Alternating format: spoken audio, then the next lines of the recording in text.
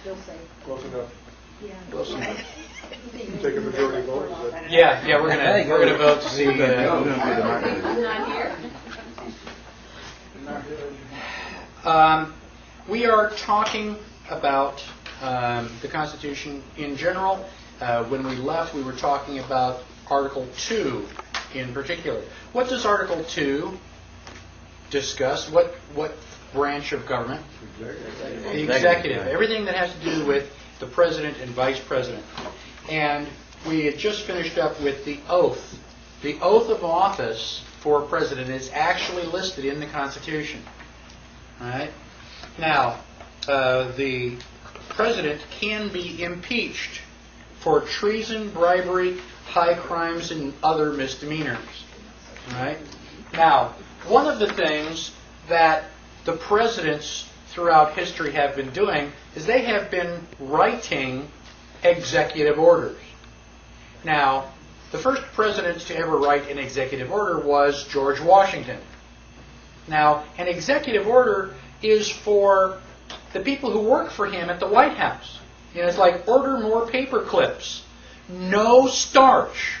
That's an executive order. Right? Since then, presidents have been using executive orders for a whole lot more than that. Now, let's just pick on Bill Clinton because he's an easy target. Bill Clinton signed a total of 357 executive orders while he was president. Now, these executive orders basically give some form of absolute authority to one of the federal agencies in time of national emergency. So, if there is a national emergency, FEMA is going to go in and take care of all the hospitals and stuff. In a time of national emergency, your Energy Commission is going to go in, and they're going to take complete and total control over power generation. And other agencies are going to go in and take over complete control of transportation.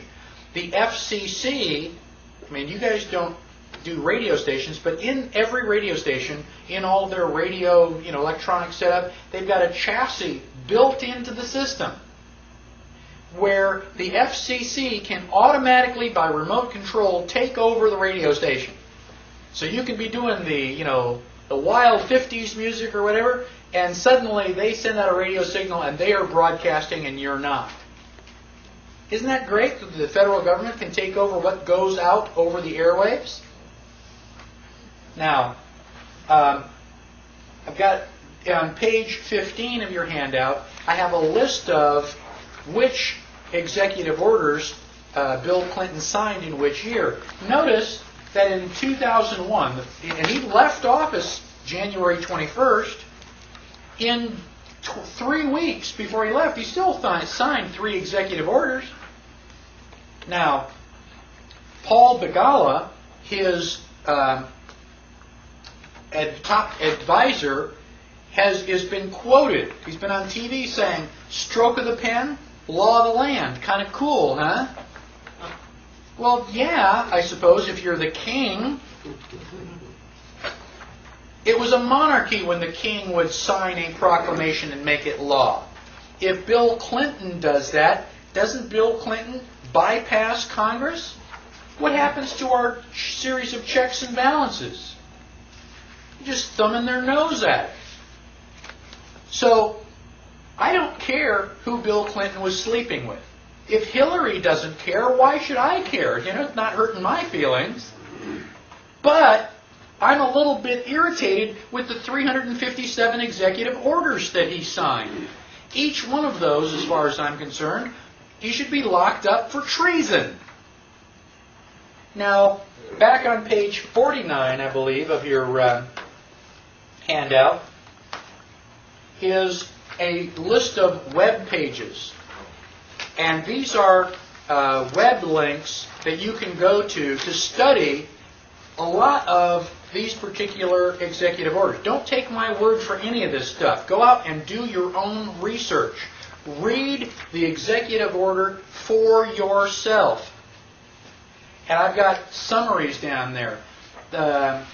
11,490 assigns emergency preparedness functions to federal departments and agencies. 10,997 emergency preparedness functions to the Secretary of Interior. Emergency preparedness functions to the Secretary of Agriculture. What type of emergency can you have in agriculture? You know? And down at 11,002 emergency preparedness functions to the Postmaster General. What's he going to do? Lick stamps for you? Why do all these things have emergency preparedness in common? They all deal with some national emergency. Guess who gets to decide whether or not there's a national emergency? President. The President. So with the stroke of a pen, suddenly you can have martial law overnight. No. This is the United States. That only happens in, Angola and Russia and all those other places. Yeah? And when the army tanks come rolling down your street, you're going to be going, oh gosh, I didn't think it could happen here. A national emergency is not defined either. National emergency is not defined anywhere. It's basically up to the discretion of the President. Oh, well, I feel a whole lot better. I trust the President. They were talking about Executive Order 12,919, which was signed June 3rd of 1994. That's not too long ago. And this executive order was written by Bill Clinton, released to the public, and just recently became law in 1998. It is an order that consolidates many previous executive orders into one sweeping executive order. Why have all these little tiny ones? We'll just bundle them all up into one sweeping order. And it says, quote, and in view of the existing national emergency declared by Proclamation 2914 of December 16, 1950. Yeah, what was that national emergency? What page do you want? This is page 15. Oh, we're back to 15. We're on page 15 of the handout. So, in 1950, we had some sort of a national emergency, and Bill Clinton is writing this order because of the existing national emergency. Did you feel like you were in some sort of national emergency in 1994? Yeah, they elected. Yeah, right. They don't. They just have right, to. Clinton was elected. The point is, they just have to declare the national emergency. They don't have to tell anybody about it. So, we're finished with Article 2. Let's go to Article 3 of the Constitution. Now, let me show you the Constitution. How many articles does the Constitution have? 7. 7 articles. The first 3, legislative, executive, and judicial.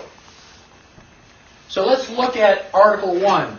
It fills up all of the first page and almost all of the second page. I mean, and these are large pages. There's a lot of stuff in Article 1 for Congress. Then we start Article 2 down in the bottom and finish up Article 2 on this next page. So it's not quite a full page for Article 2 for the President. Article 3, I mean, it's like less than a third of a page. There's not a whole lot there. Well, what is the Constitution? The Constitution is supposed to be the chains of the Constitution. It's supposed to put limitations on government. Which branch of government has the fewest chains? The judicial. Which one do you think is most hazardous to your liberty? Judicial. Now, open up your book on the Constitution to page 31. You'll see the beginning of Article 3. It says, the judicial power of the United States shall be vested in one Supreme Court. All right, that's good. Now down to the 4th and 5th line. The judges of both the Supreme and inferior courts shall hold their offices during good behavior. What does that mean? They just have to comb their hair and brush their teeth before they show up? These Congress can remove them. What does it mean that they are elected for good behavior? Honor their oath. It's life term. Once you're elected, you have to die or quit before you're out. You get elected once, and unless we impeach you for treason, you are there for life. That's why everybody wants to be a Supreme Court judge. You know, basically you don't have to worry about going up for election anymore. Why are we always worried about who we vote for in the popular election for president? Not that it means anything. Because you don't know who they'll appoint as Because judges. the President of the United States is the guy that appoints Supreme Court judges. Imagine Al Gore being president, and who is he going to appoint as a Supreme Court judge? Hillary. And then you got that judge until that judge dies. That's why everybody's so worried about who the next president is, not because we give a 2 cents about what he is, but who he's going to appoint. We're going to be stuck with that person for life. Now, let us go to the bottom of page 31. This is the beginning of section 2.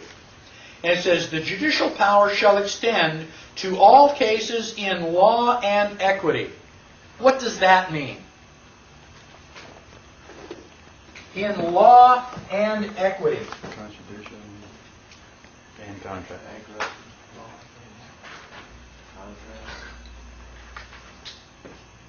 Sounds like it means criminal and civil Property.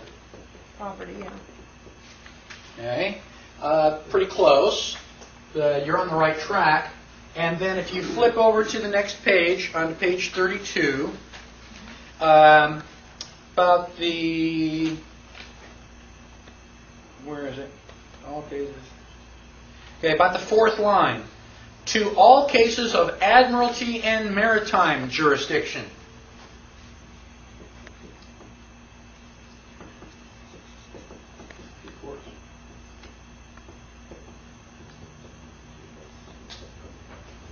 Okay.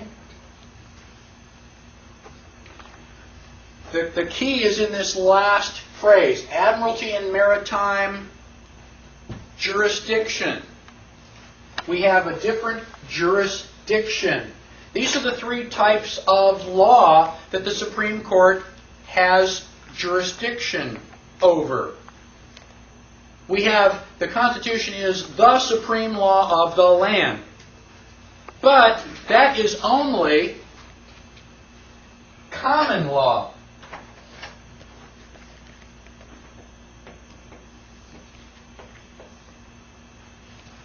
That's common law, which is the Constitution. In common law, everything is based on property. Surprise! What derives from property? Rights. The Constitution is supposed to protect your rights, and so it's got to be, common law has got to be based on property.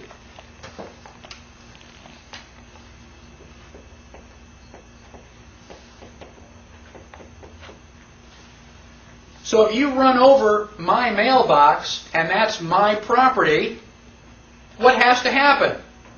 You have to restore my property. Instead of me beating you over the head with a baseball bat, you come over and fix my mailbox. As soon as you fix my mailbox, we're friends again. Right? There are two laws, or two aspects to common law. Don't mess with anybody's property, and do what you say you're going to do. That is where criminal law and civil law derive from. So, I've got criminal cases and civil cases. Again, criminal is based on the violation of property. Civil case is based on a violation of your word. You promised to do something, I was going to pay you, you reneged on the contract, and so I take you to civil law. Now, just briefly, let's flip ahead to the Fifth Amendment. That's going to be on page 44. The Fifth Amendment is on page 44 of your Constitution, and the second to last line, it says, shall not be deprived of life, liberty, or property without due process of law. What is due process of law? You get your day in court? Is that due process? If I've got this kangaroo court over here, I'm in West Virginia, and yeah, I've got all my brothers and sisters on the jury. You want to go and sit in my court? Is that due process? No. Due process means that you have common law, equity law, and admiralty law. Those are the three types of law that the Supreme Court is authorized to preside over. And they are different. Just like baseball, football, and basketball are different sports.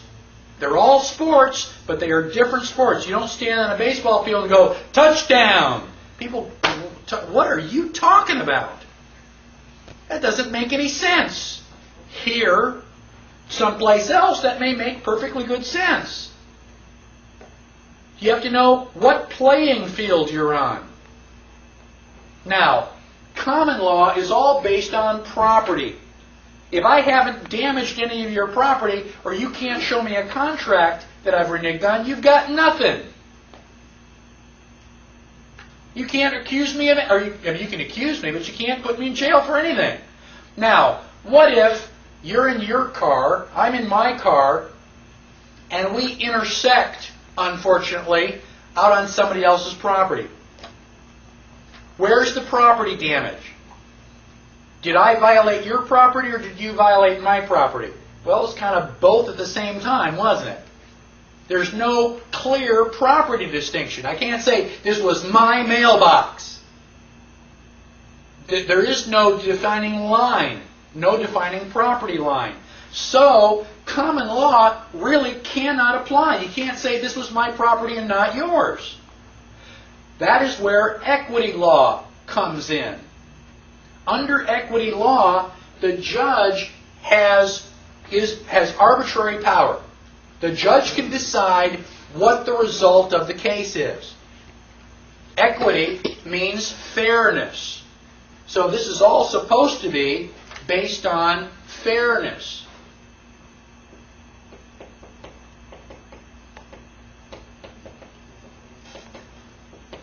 Defined by who? The judge.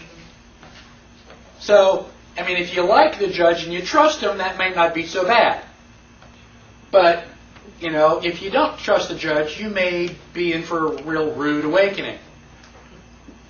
Now, if it's not going to be in equity court, then you drop down into admiralty court. What does admiralty and maritime make you think of? Water.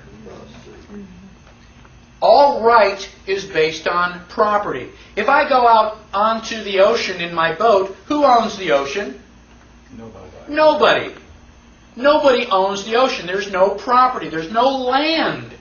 I can say, this is my land, and the land's not going to move.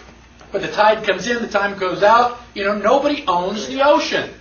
And so you have a completely different body of law.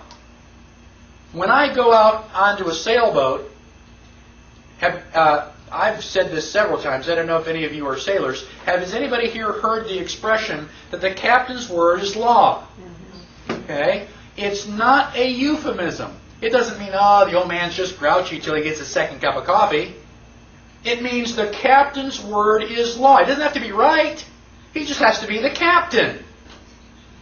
When he goes out into the ocean in his boat, he has a 40-foot floating country, or however big his boat is.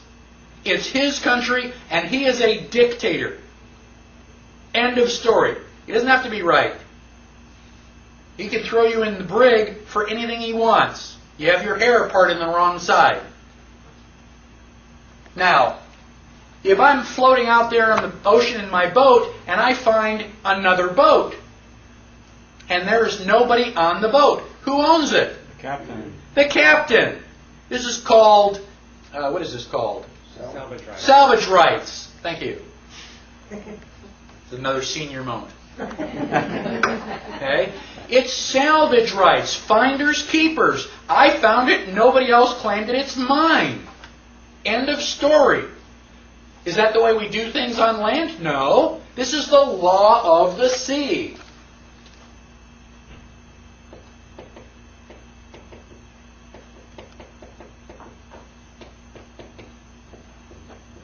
What is the Constitution? The Constitution is the supreme law of the land, based on property. Common law and admiralty law are supposed to stay apart, just like land and water. Admiralty law is allowed to come up on land as far as the high water mark, originally. Because what is the ocean used for? Do you live there? Heck no. All you use it for is just transporting, shipping goods back and forth. It's used for commerce. So anybody who had a ship out on the ocean, you were selling stuff or taking it somewhere to be sold. Now, when we had the United States is different. We've got the Great Lakes. England doesn't have any Great Lakes. We've got all these rivers that England doesn't have. You can send your ships up and down these rivers inland. Well, gosh, that doesn't make any sense anymore. We can't say law of the sea, so now it is really the law of commerce. It's not so much where you are doing it, it's what you are doing. So you've got three bodies of law that the Supreme Court can adjudicate. Common law, equity law, and admiralty law. And they're different. Right? Now, are those the only bodies of law? No. Those are the only ones that the Constitution acknowledges. So we can have, these are constitutional laws. Anything that is specified by the Constitution is constitutional. Anything which is prohibited by the Constitution is unconstitutional. What if something is not specified but not prohibited by the Constitution? What do we call that? Administrative. It's extra constitutional. It's outside the constitutional, but it's not forbidden. One of your rights is the right to contract. You have an unlimited right to contract. Now, if I say, I will pay you $200 to paint the house my dog sleeps in, you go, wow, it's a great deal. I mean, how big is the biggest dog house you've ever seen? You know, about yay big? $200? Yeah, I can do that in a couple hours. Yeah, I'll do that. You sign the contract. And I walk you around the corner and I show you this, 3-story mansion. 27 rooms. They go, well, this is the house my dog sleeps in. Guess what? You're in deep trouble. Because you got to paint that house for $200.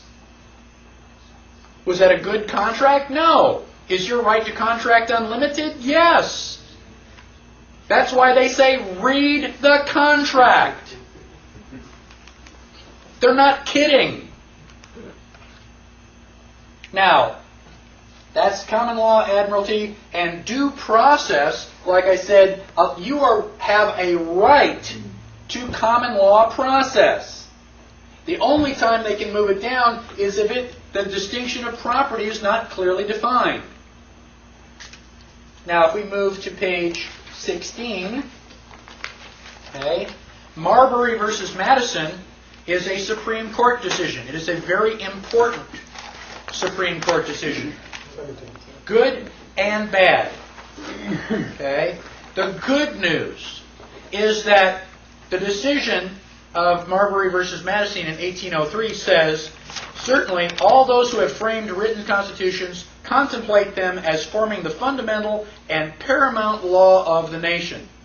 And consequently, the theory of every such government must be that an act of the legislature repugnant to the Constitution is void. If it's unconstitutional, it was never a law to start with. That's the good news. The bad news is up above that. It says the critical importance of Marbury is the assumption of several powers by the Supreme Court. The assumption of powers. They assume that we can do this. Prior to Marbury versus Madison, who decided what is and is not constitutional? Well, the question never came up. It's not listed in the Constitution. Article 3 is very short. It just says that there is a Supreme Court. It doesn't say what they can or cannot do. And so John Marshall said, well, we're the Supreme Court. We are going to decide what is or is not constitutional. Okay, everybody just kind of went along with them. They didn't have a better idea. So now, let's pretend, just for a minute, that the Supreme Court decides that the First Amendment does not give you a personal right to freedom of religion. You only have freedom of religion if you are Catholic, Protestant, or Jewish. Is that right? The Supreme Court said so. Does that make it the way things are? No! You have to remember, the Constitution says what the Supreme Court is. The Supreme Court does not get to say what the Constitution is. That would be circular logic. Who decides what is or is not constitutional? We the people. Who created this thing in the first place? If we decide the Supreme Court is out to lunch, it's up to us to correct it. There's no formal way to do that, but we can amend or abolish the Constitution anytime we see fit. Well, let's rewrite Article 3. So, I've just gone over constitutional, unconstitutional, and extra-constitutional. Extra-constitutional is not specified nor prohibited by the Constitution. It is basically just in addition to. Now, there are some ideas that came about because of all this shipping. You're in England and you ship all your stuff to North America, and all the people buy it and pay you in gold, which is the only thing they would pay you with. And your boat is coming back to the United States, or to England from the United States, with all this gold. What happens if the boat sinks? Salvage rights. Well, yeah, salvage rights. Anybody who can get the gold, it's yours. It's laying right down there where the Titanic is going to be. That gold is lost forever and ever and ever and ever, for all intents and purposes. So what they did was they set up insurance companies where you had limited liability. You have several shipping companies, and if my boat sinks, the other shipping companies are going to help me pay for it, so that I don't lose everything that I had with that one boat.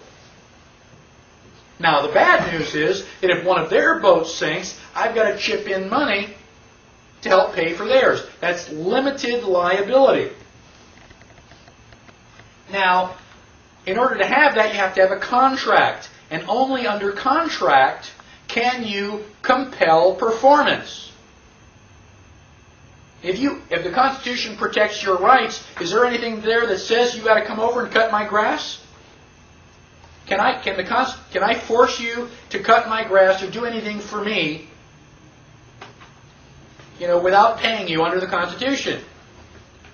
No. I cannot compel performance unless there's a contract. So basically what they've done is they've set up contract law. Now, these concepts are very, very deep, and I have nearly enough time to cover them. However, I strongly recommend that when you continue your research, you continue your research on the various types of law. And if we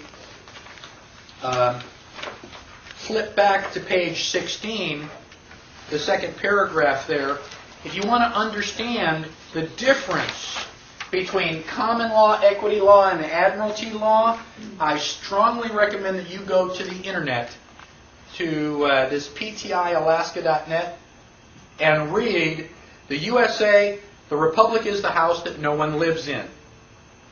It is a 58-page document that you can download for free. Don't give me, oh man, 58 pages? Oh, that's a lot. Okay, don't read it and let your liberties go down the toilet. Liberty is not going to be easy. Reading a 58-page document is the least of your worries. And it is at the very least that you can do to protect your liberty.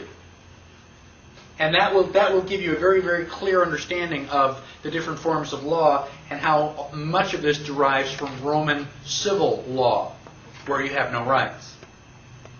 So, we want to continue law. This is not all of the law. It's the 3 that are constitutionally specified, but there are other laws. All the laws written by Congress since the Constitution was written are called statutes.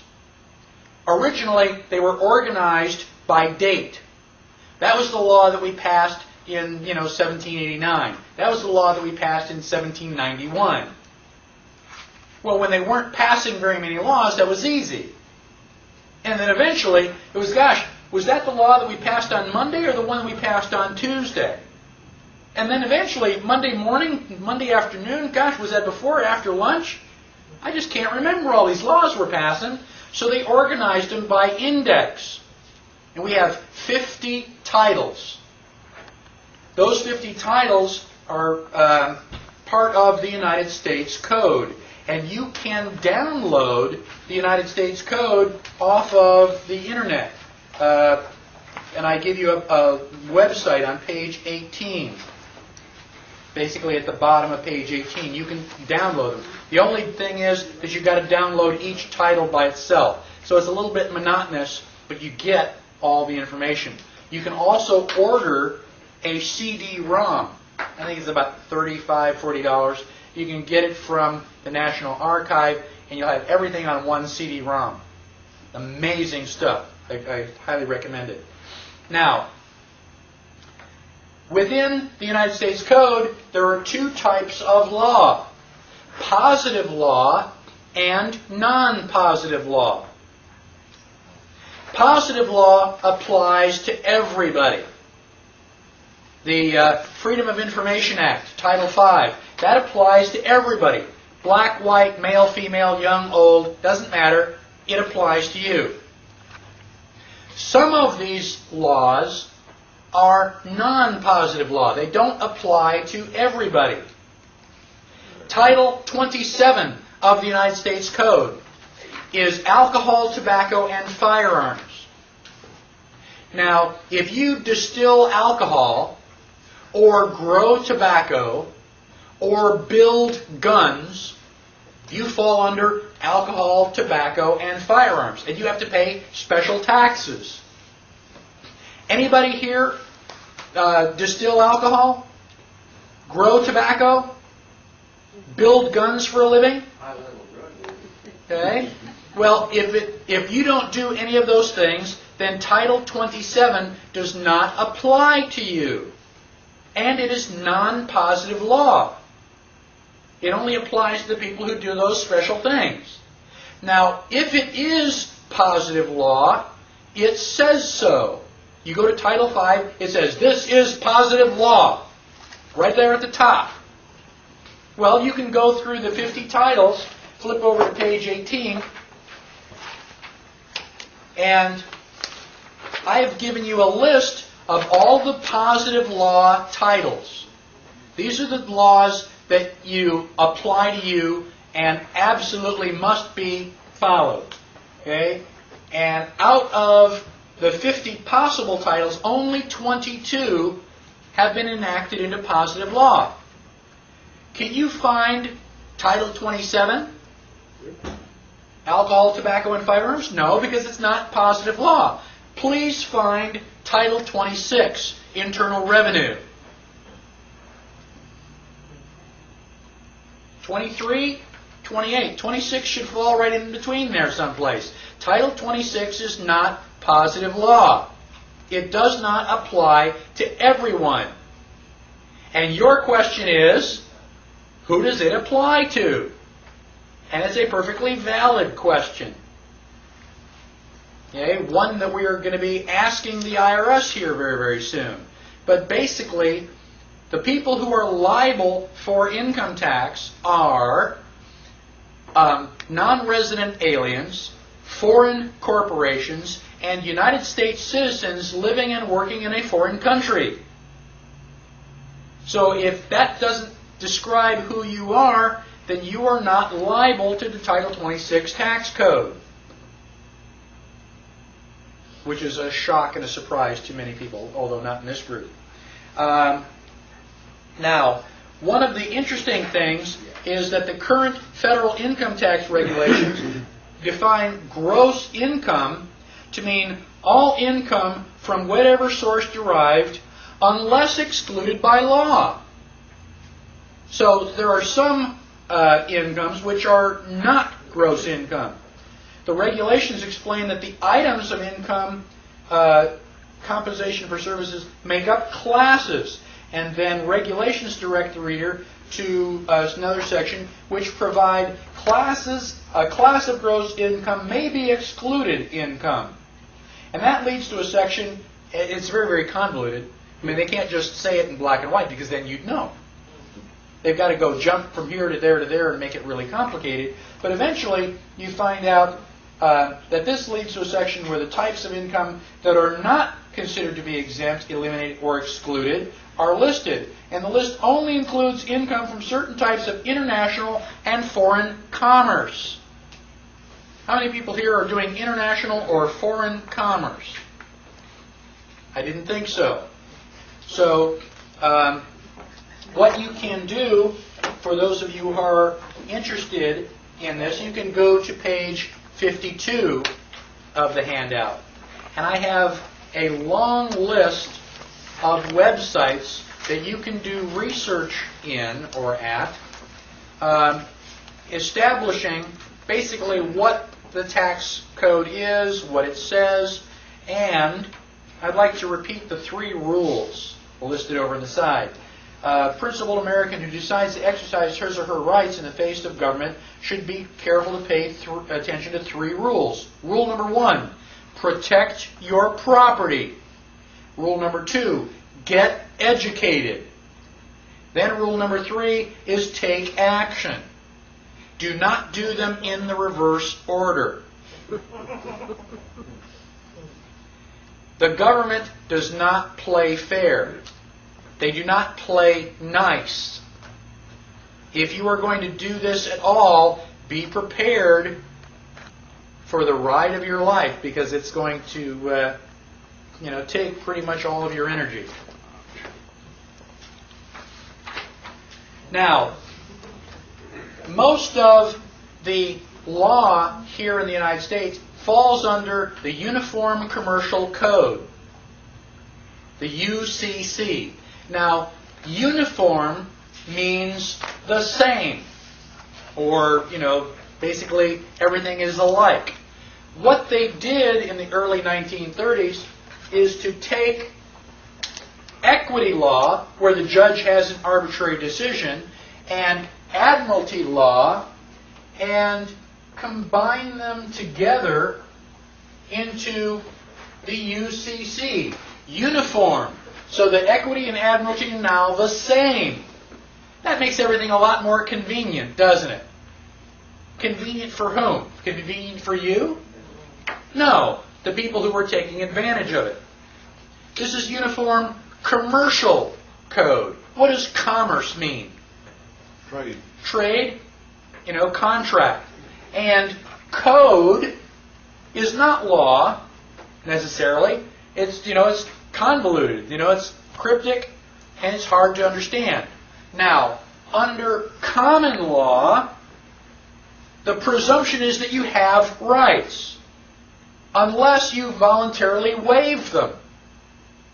All of your rights are protected except the ones you give up.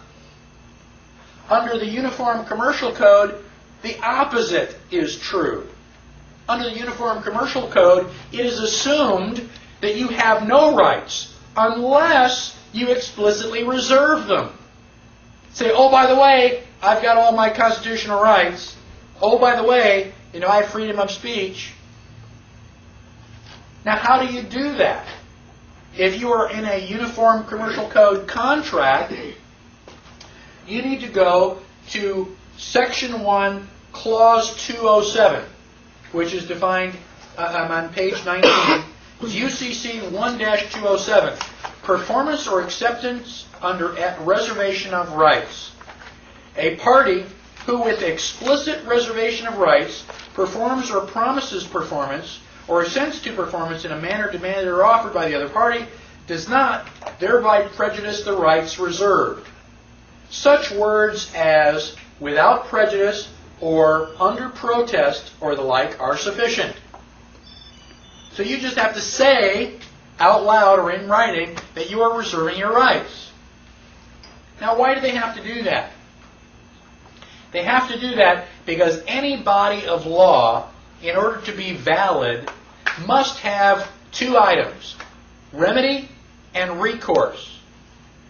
Remedy means that you are able to get out of trouble once you get into trouble.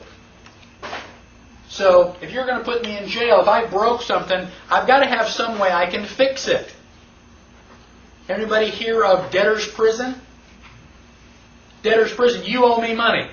Well, I'm going to put you in jail until you pay me my money back. You're in jail. How are you going to go out and get any money? Well, that's your problem. Kind of a catch-22, isn't it? And so you just had all the prisons just filling up with all these people who couldn't pay their debt, which is now completely and totally illegal. Now, under...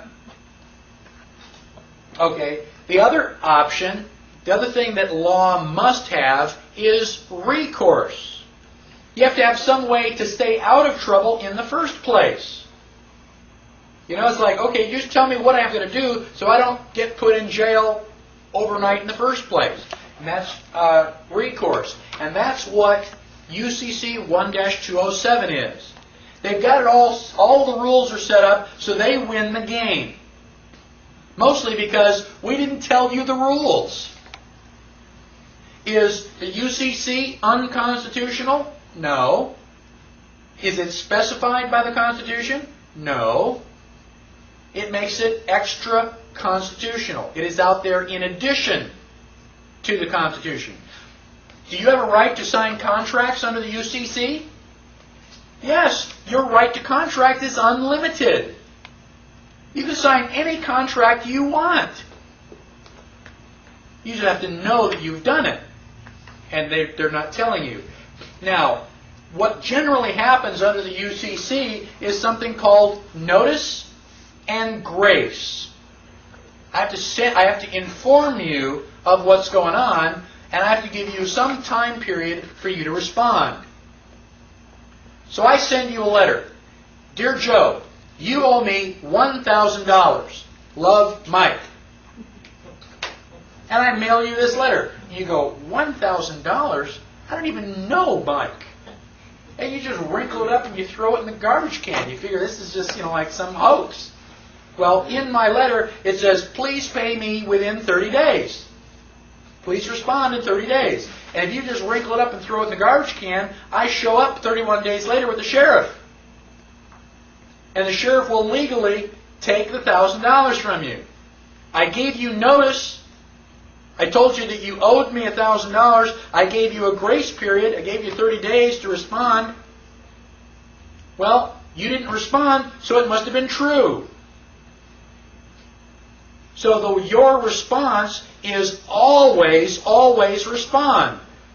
If I send you a bill for $1,000, sit down at the typewriter, the computer, mail it back going, what? I challenge that. What you can do is refuse without dishonor. You say, I don't owe you anything. Now whose job is it to prove that I gave you some sort of service? It's my job. That's what the IRS does. The IRS sends you a notice. They give you 10 days to respond. If you don't respond, you must be guilty. Don't be afraid of the IRS. Just write them a letter back within the first 10 days. challenge their authority. Say, no, I don't owe you this money. Prove it. Oh, well, gosh, that's going to be a heck of a lot harder. Gosh, if you want us to prove it, then we're not going to be able to collect the taxes. Good. Doesn't that more often cause of, okay, we need to audit you to prove it. And that's my fear of all that. What's your Fifth Amendment right? Go ahead, audit. I've got a Fourth Amendment right to be secure in my person's, house's, papers, and effects, and a Fifth Amendment right not to incriminate myself. I've got my, checkbook and stuff. I don't have to give it to you. I don't even have to sign my 1040 form. If I sign it under penalty of perjury, must be true.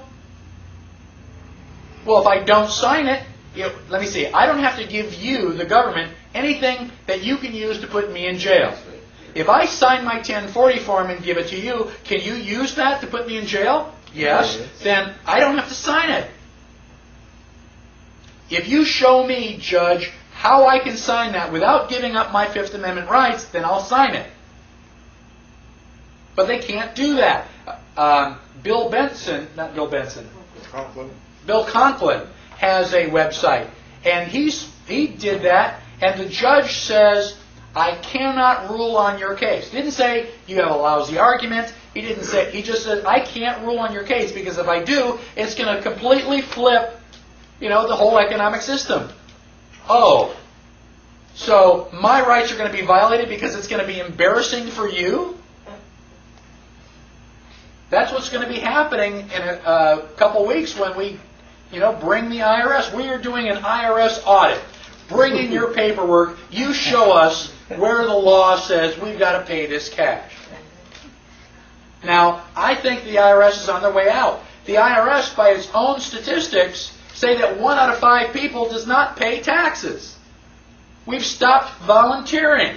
It's about time. 98%? And it took us a while to figure it out. Is that 1 in 5 that should, or 1 in 5 period, including kids and everybody?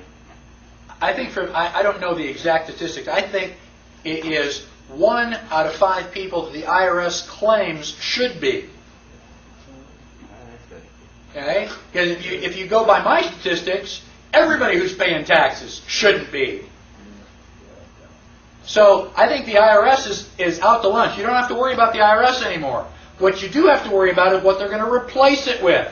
National sales tax? Oh, that's better. We got rid of the lion and we got the tiger. Well, that's stupid. Which Menendez brother do you want to live with?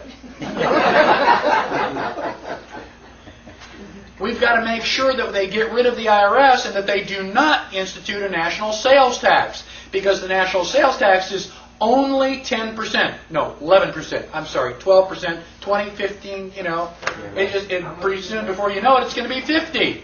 1% income tax. As far as I'm concerned, the only flat tax that I'm in favor of is a flat tax which is 0. So how are we going to operate the United States without an income tax? I don't know. How did we do it before the IRS? July 4th, we got the Declaration of Independence. July 5th, we got the IRS. I don't think so. When did the IRS happen? 1943, they started taking out our checks. Well, they started taking it out of our checks, but the IRS came into existence in 1913. So between 1776 and 1913, there was no income tax. There was no inflation. Go figure.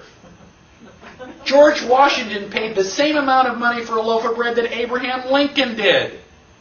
No inflation. So then what's Alan Greenspan talking about? You have to have 5% inflation every year.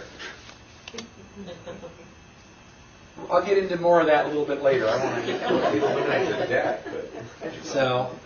So we've got the United States Code, which is congressional statute, but you actually have to read it, and not all of it applies to you. The other stuff is the Uniform Commercial Code, which is private law. It's a copyright. Can you use somebody else's book without their permission?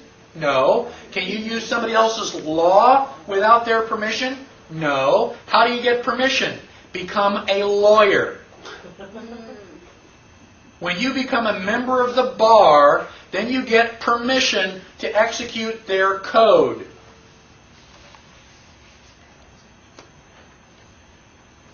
Now, I've also got a site here on the web internet where you can go and download the Uniform Commercial Code for $5.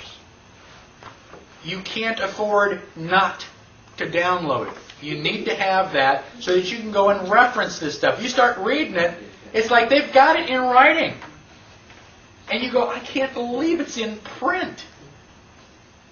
But it is. It's law.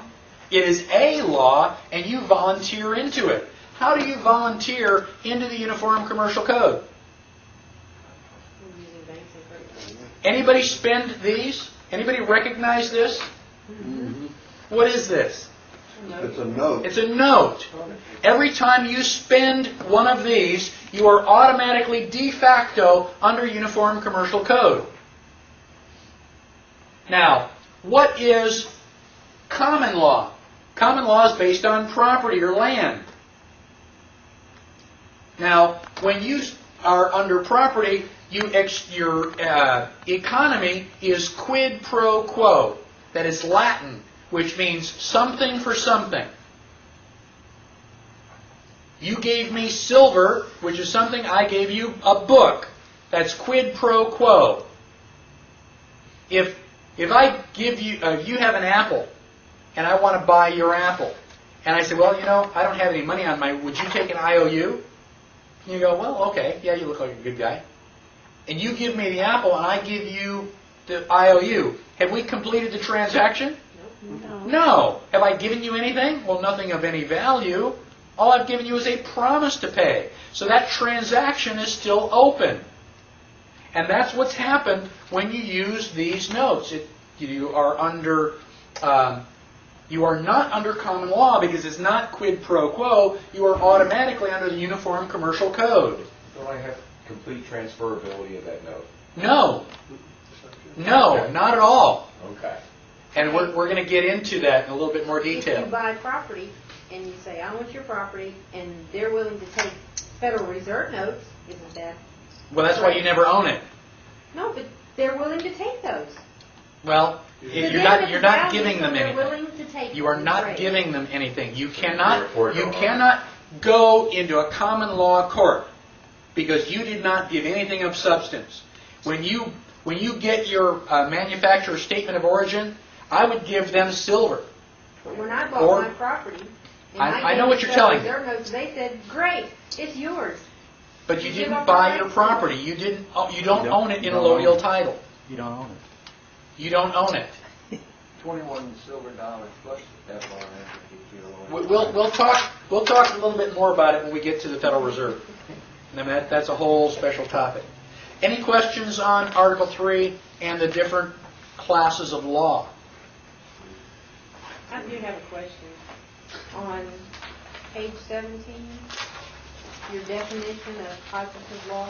Yes. Now, when I was researching that recently, I understood positive laws to be all those laws that have been reviewed in the code, that they're as close and complete as the statute was, so they're considered positive law. Okay. However, not all of the code has been researched and can be said that they're complete with the statute. Okay. Okay? So those are not positive law. Okay. Didn't have anything to do with who they applied to. Okay. When I read this definition, Well, I'd like to see your definition because I'm always willing to learn. I mean, there's stuff that I can be telling you that's wrong. I'm not deliberately giving you any bad information. I just don't know everything. well, like you have this definition here about a positive law title is one which. Well, I've gotten that Is out that your of. definition? Or I've gotten it out of Black's.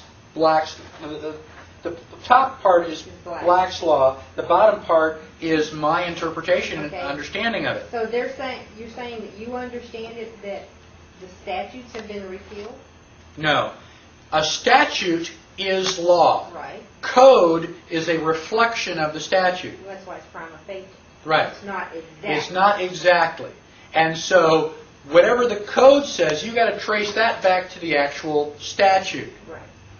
Now, the United States Code is statute. Now, all of the titles are statute law. It's not that way. code. You have to have an enabling clause and an effective date. Right. In positive law. Okay? But there is a difference between, whatever the difference is, there are differences, and not all of the titles apply, are like positive law. So your definition, I don't know how I would interpret that. How does that apply to Well, me? like in Title 26, they have whoever, and I did read who they've empowered to go through and research this, has not gone through all of Title 26 and can say that each section accurately reflects the statute that was passed. Now, what is the statute?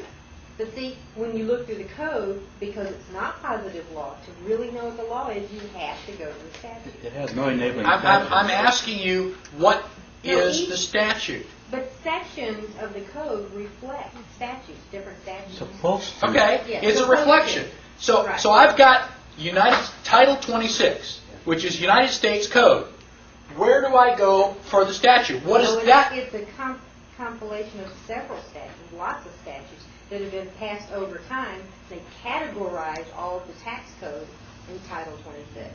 Okay. All the different statutes over all the different years just get Okay. categorized in Title 26. Well, So you I'll can look research them that. up. I'll research that a little bit deeper. Yeah, Michael, I'm not sure, and I'm not trying to speak for Renee, but I read the same thing, and where I got the information, I was on one of the legal websites that ties into the government site where the U.S. Code is listed, and this was it contained in some general I information think that's on one. probably where I read it. Yeah, I read a lot of those.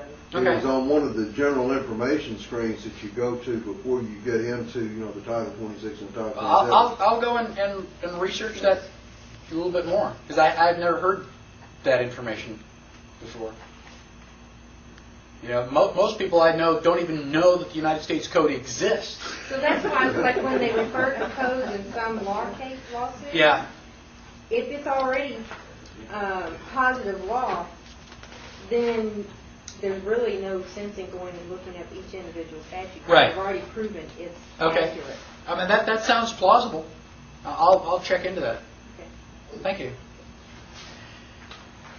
So that was Article 3. Why don't we take a quick break, and then we'll come back and pick up with Article 4, because that's going to be a long one.